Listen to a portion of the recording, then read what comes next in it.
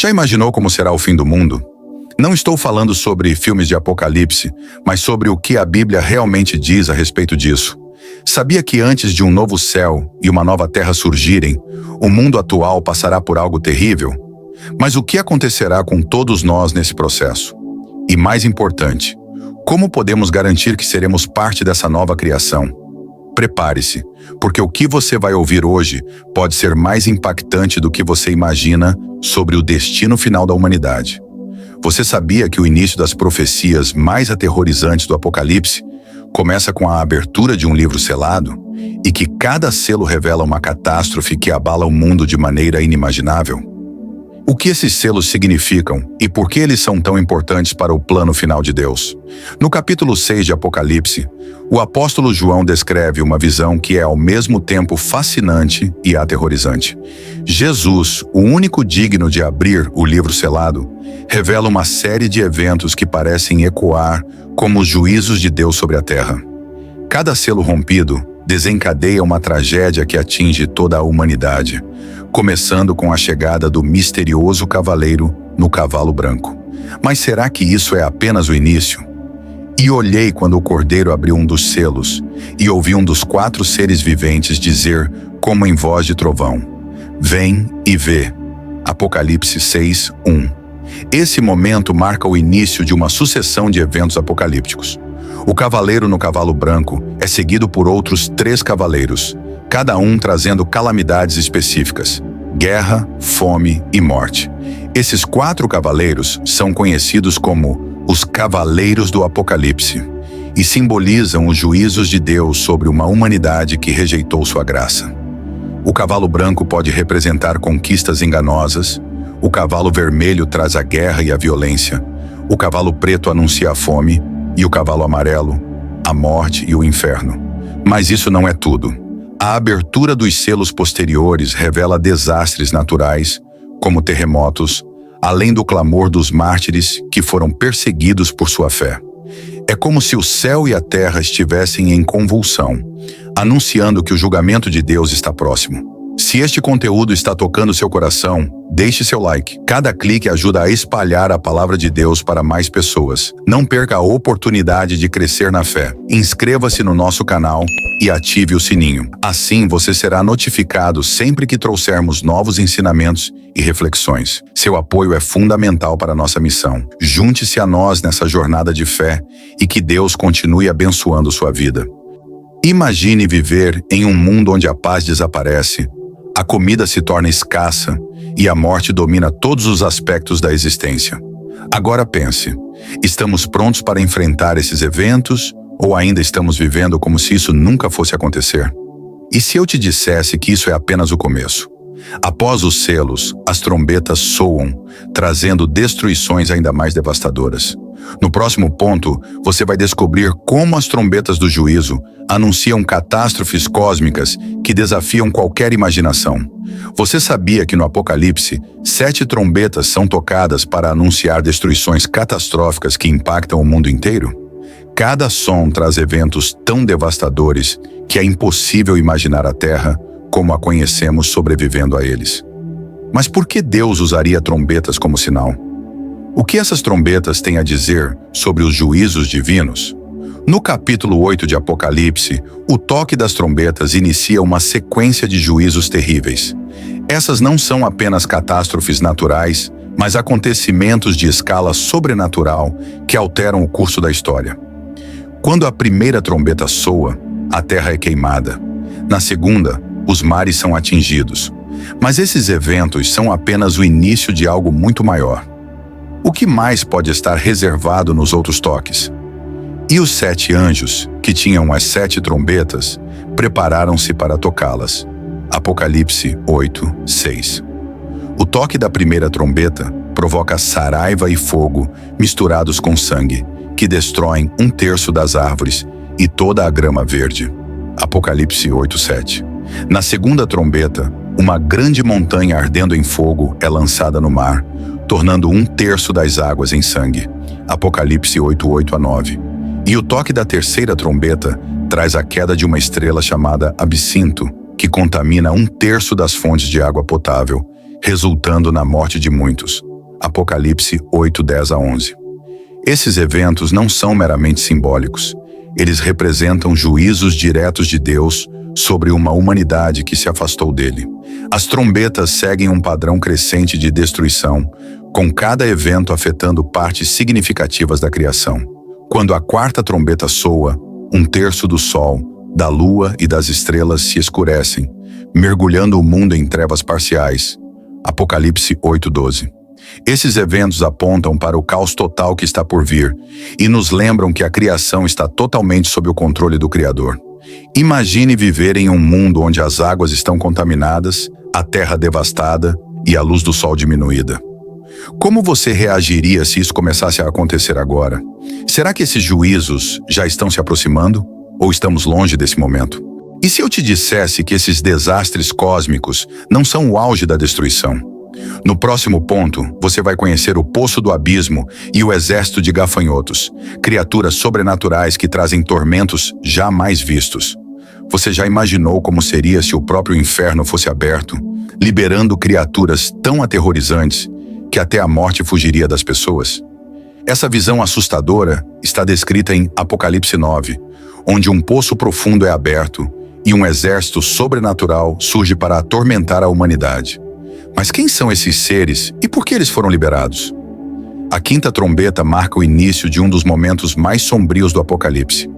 Um anjo cai do céu com a chave para o Poço do Abismo e, ao abri-lo, uma fumaça densa sobe, escurecendo o sol e o ar. É dessa fumaça que surgem criaturas terríveis, descritas como gafanhotos com aparência de guerreiros prontos para a batalha.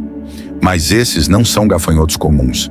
Eles têm uma missão específica e aterrorizante: atormentar aqueles que não têm o selo de Deus.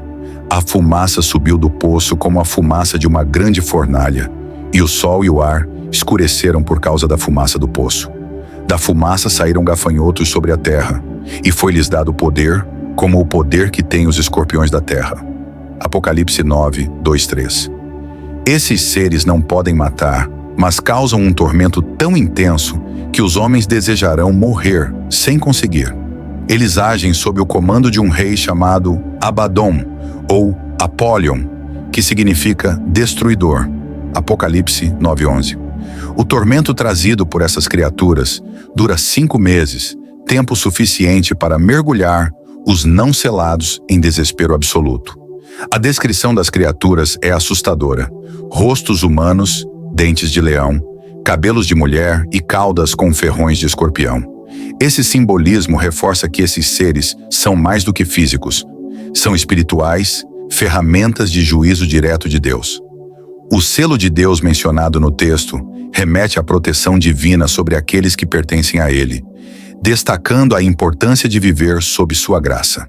Agora, imagine viver em um mundo onde criaturas sobrenaturais saem de um abismo e trazem um sofrimento tão extremo que a própria ideia de escapar para a morte não é uma opção.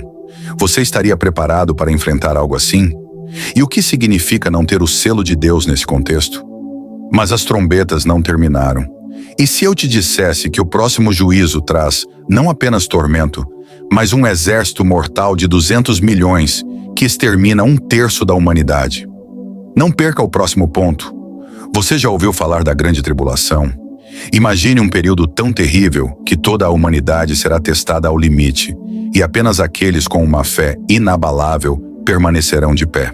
Será que estamos preparados para enfrentar algo assim? A Grande Tribulação é descrita como um momento de sofrimento sem precedentes, onde o mundo enfrentará dores tão intensas que até as fundações da fé serão abaladas. Muitos acreditam que esse período será a última oportunidade para provar nossa lealdade a Deus antes do juízo final. No entanto, há algo mais profundo nesse cenário apocalíptico: um chamado para resistência espiritual e dependência total de Deus. O apóstolo João, em sua visão, descreve aqueles que saíram da grande tribulação como pessoas que lavaram suas vestes e as alvejaram no sangue do Cordeiro. Apocalipse 7, 14. Essa passagem revela que, mesmo em meio ao sofrimento extremo, há esperança para os fiéis que permanecem firmes na fé. A purificação pelo sangue do Cordeiro simboliza redenção e salvação, mostrando que, apesar das dificuldades, Deus não abandona os seus. O termo grande tribulação não é apenas uma expressão de sofrimento generalizado, mas um evento profético que envolve perseguições intensas, calamidades globais e a manifestação da ira divina. Esse período testará a paciência dos santos, conforme descrito em Apocalipse 13:10, onde se fala sobre perseverar e confiar no plano de Deus, mesmo quando tudo parecer perdido. Outros textos, como Mateus 24:21, reforçam que esse tempo será o pior que a humanidade já enfrentou, diferente de tudo na história. No entanto, a promessa de Deus é clara: aqueles que confiam nele serão recompensados com vida eterna. Pense nisso. Estamos preparados para resistir a tamanha pressão espiritual? Conseguiríamos manter a fé, mesmo em meio à dor e à perseguição? A grande tribulação não é apenas um teste de fé, mas também um espelho que reflete nossa dependência de Deus. Será que estamos construindo hoje uma fé forte o suficiente para enfrentar o amanhã? Mas o que vem depois desse período de provação?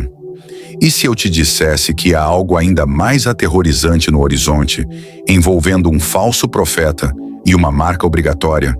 No próximo ponto, você vai descobrir o que a Bíblia revela sobre a marca da besta. Você já parou para pensar em como será viver sob um sistema onde cada escolha sua define o seu destino eterno? E se uma simples marca fosse a diferença entre sobreviver ou ser fiel a Deus? Essa profecia é uma das mais assustadoras do livro do Apocalipse. A marca da besta é descrita como um sinal imposto na mão direita ou na testa, obrigatório para quem quiser comprar ou vender. Mas isso não é apenas um símbolo econômico. Esse sistema será a base de um governo liderado pelo Anticristo, cuja verdadeira intenção é controlar não só os corpos, mas também as almas. O que realmente está por trás dessa marca? Apocalipse 13:16-18 afirma: também obrigou a todos, pequenos e grandes, ricos e pobres, livres e escravos, a receberem certa marca na mão direita ou na testa, para que ninguém pudesse comprar ou vender, a não ser quem tivesse a marca, que é o nome da besta ou o número do seu nome. Aqui a sabedoria. Aquele que tem entendimento, calcule o número da besta, pois é o número de um homem. Seu número é 666. Essa passagem revela o sistema totalitário do Anticristo, onde a liberdade será substituída por obediência cega. Esse sistema não é apenas sobre comércio, é uma escolha espiritual.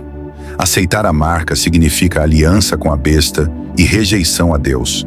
É um ataque direto à adoração, pois enquanto os seguidores de Cristo recebem o selo de Deus, Apocalipse 7:3, os seguidores do Anticristo escolhem a marca que os condena. A ideia de um controle tão abrangente já não parece tão distante, considerando os avanços em tecnologia e sistemas de vigilância. Estamos vendo os primeiros sinais de um mundo cada vez mais conectado e controlado? Agora, imagine-se nesse cenário. Você abriria mão de conforto, segurança e até comida para manter sua fidelidade a Deus? Ou cederia ao sistema para sobreviver? Essa profecia nos força a refletir sobre onde está nossa verdadeira aliança e se nossa fé é inabalável. Mas o que acontece com aqueles que escolhem o lado errado? No próximo ponto, vamos mergulhar no julgamento final que aguarda os seguidores da besta e como o derramamento das taças da ira de Deus marca o fim deste terrível sistema.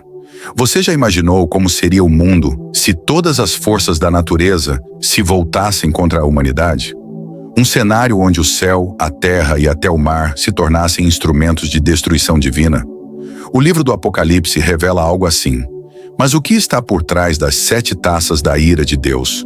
As 7 taças representam o auge da justiça divina, despejada sobre aqueles que rejeitaram a Deus e se aliaram ao sistema do Anticristo. Cada taça contém uma praga terrível, afetando diretamente a terra, os mares, os rios e até os corpos das pessoas. Mas esses eventos são mais do que desastres naturais. São um julgamento espiritual. Por que Deus permitiria tamanha destruição? Há algo muito mais profundo nessa profecia. Apocalipse 16:1-2 diz: ouvi uma grande voz que vinha do templo dizendo aos 7 anjos: Vão, derramem sobre a terra as 7 taças da ira de Deus. O primeiro anjo foi e derramou a sua taça sobre a terra, e apareceram feridas malignas e dolorosas naqueles que tinham a marca da besta e adoravam a sua imagem. Isso deixa claro que esses eventos não são aleatórios. Eles são direcionados a quem escolheu rejeitar a Deus. Cada taça traz uma praga devastadora: feridas incuráveis, mares e rios transformados em sangue, calor insuportável queimando a pele, trevas cobrindo o reino do anticristo e, finalmente, o maior terremoto da história. Tão poderoso que cidades inteiras desmoronam e ilhas desaparecem. Essas taças simbolizam a resposta de Deus à rebelião humana. Durante todo o Apocalipse, vemos a paciência divina, mas aqui está o momento em que a justiça prevalece. É importante notar que essas pragas também têm um propósito: revelar que nenhum poder humano pode se igualar à soberania de Deus.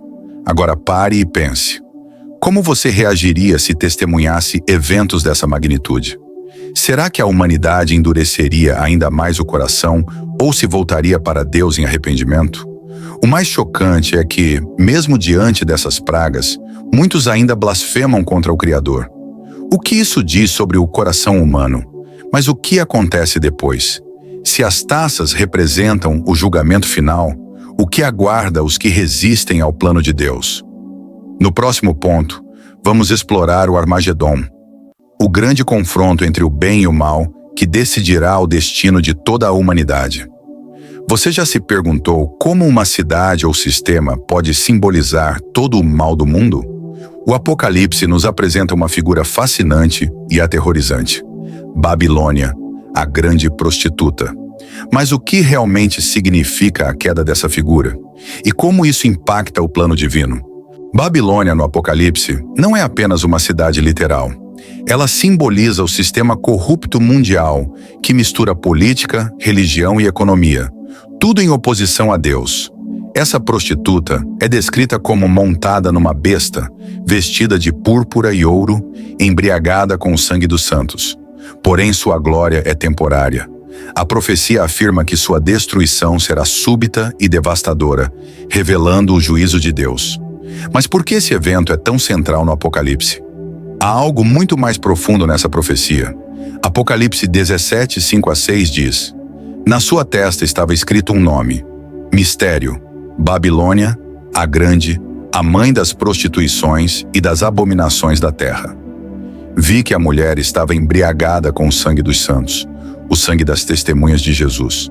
Essa descrição mostra que Babilônia representa a perseguição e a corrupção que marcam o mundo nos últimos dias. Sua queda, conforme Apocalipse 18, acontece em uma só hora, destacando o poder e a justiça divina. A queda de Babilônia é o colapso de um sistema inteiro que governa pela ganância, injustiça e idolatria. Essa destruição é um ato de juízo, mas também de libertação. Ela marca o fim do domínio do mal sobre a terra. No contexto bíblico, Babilônia simboliza o afastamento de Deus, algo que começou desde a Torre de Babel, Gênesis 11. No Apocalipse, sua queda é definitiva, mostrando que nenhum sistema humano pode se sustentar contra o poder do Altíssimo. Agora pense nisso. Vivemos em um mundo que muitas vezes celebra os mesmos valores representados por Babilônia: riqueza, poder e prazer acima de tudo. Será que estamos conscientes do julgamento que está por vir? Como nos posicionamos diante de um sistema que se opõe a Deus? E se eu te dissesse que depois da queda de Babilônia, um dos eventos mais aterrorizantes do Apocalipse é anunciado? No próximo ponto, vamos explorar a Batalha do Armagedon, o confronto final entre o bem e o mal. Você já imaginou como seria o confronto final entre o bem e o mal? Uma batalha épica, onde todas as forças do mundo se levantam contra Deus. Parece ficção científica, mas essa é a realidade descrita no livro do Apocalipse. O Armagedon é mais do que uma guerra.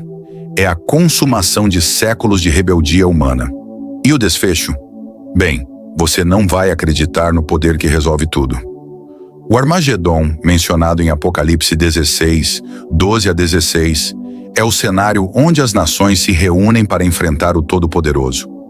Esse campo de batalha não é apenas físico, mas espiritual, e representa o clímax da rebelião humana contra Deus. Mas aqui está o ponto intrigante. Deus não precisa de armas ou exércitos. Sua palavra é suficiente para vencer. O que exatamente acontece nessa batalha? O texto guarda detalhes chocantes que revelam muito mais do que imaginamos.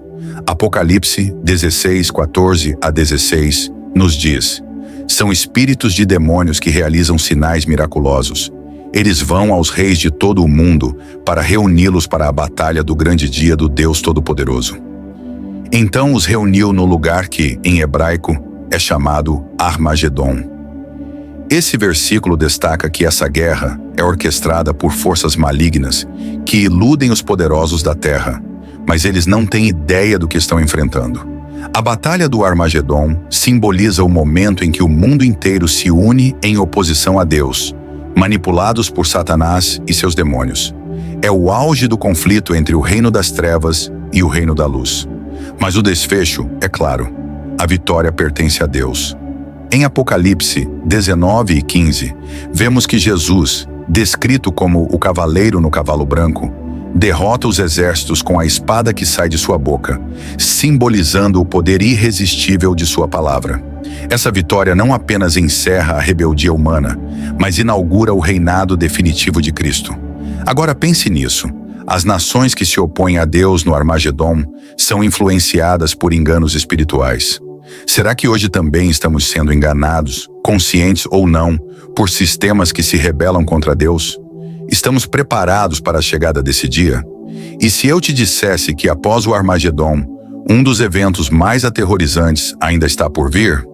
No próximo ponto, você vai descobrir o que acontece com Satanás e como seu destino sela a história.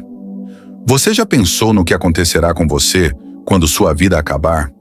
A maioria de nós se pergunta o que acontece depois da morte. Mas a Bíblia revela um evento tão impactante que, ao entender, podemos mudar completamente a maneira como vivemos hoje.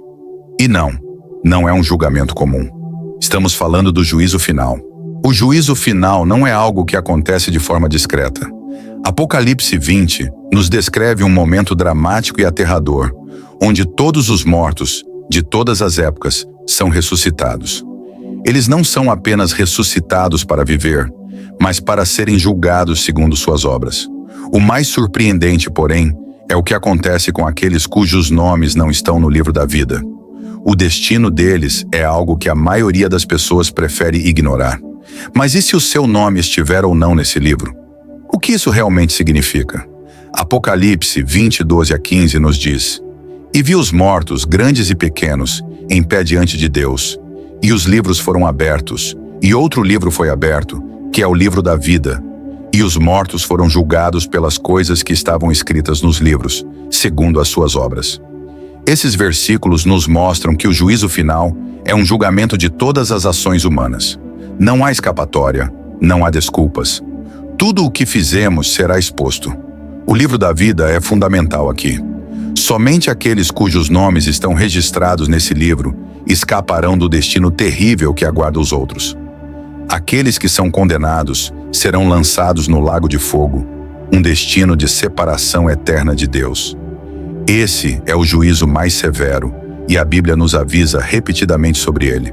Mas, por outro lado, para aqueles cujos nomes estão no livro da vida, a promessa é de vida eterna. Esse julgamento não é só sobre o que fizemos, mas sobre quem fomos em relação a Cristo. Se estivermos em Cristo, não estamos condenados. Mas se não estivermos, o juízo será inevitável. Agora pense nisso. Você está vivendo com essa realidade em mente? Se o juízo final é real, como isso muda a forma como você vive agora? Será que estamos tomando decisões com base no que realmente importa para Deus? O que aconteceria se Deus nos julgasse agora? E se eu te dissesse que após o juízo final, o novo céu e a nova terra serão instaurados? No próximo ponto, você vai descobrir o que espera aqueles que são encontrados fiéis diante de Deus. Você já parou para pensar que o mundo como conhecemos vai um dia desaparecer? E mais, que depois disso, algo completamente novo surgirá? Não é apenas uma ideia de ficção científica, mas algo real, previsto em um dos livros mais misteriosos da Bíblia. O fim do mundo, como o conhecemos, não é o fim de tudo.